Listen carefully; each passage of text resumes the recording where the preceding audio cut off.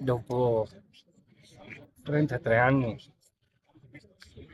è dura trovarsi in una situazione del genere. Pensava di poter arrivare alla pensione all'interno di questa azienda e a fatica trattiene l'emozione guardando al futuro incerto che lo aspetta. Sono 44 i dipendenti della Azza Corp di Noventa Padovana, ditta specializzata nella produzione di grandi facciate in vetro, nata nel 2018 dalla fusione della Padovana Aghito e dell'azienda Zambonini di Piacenza, che si sono dati appuntamento davanti ai cancelli. Dopo l'annuncio della composizione negoziata della crisi il 1° aprile, dal 1° gennaio le cose sono cambiate. L'azienda fa richiesta di accesso al concordato preventivo a partire dal 1° gennaio del 2026 di quest'anno.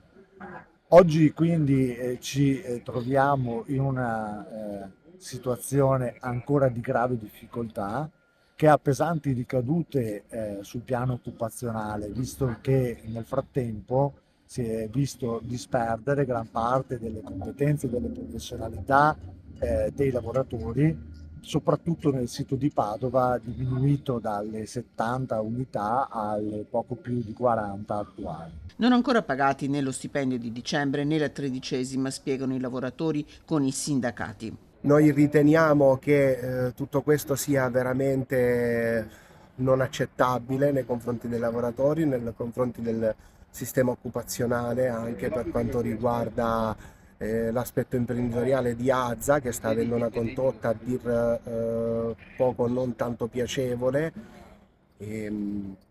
perché fin da subito non ha presentato un piano industriale per salvare il perimetro occupazionale, ma cercando più che altro una salvaguardia sull'aspetto imprenditoriale. Il 20 gennaio si terrà l'incontro al Ministero del Lavoro per l'esame della cassa integrazione straordinaria.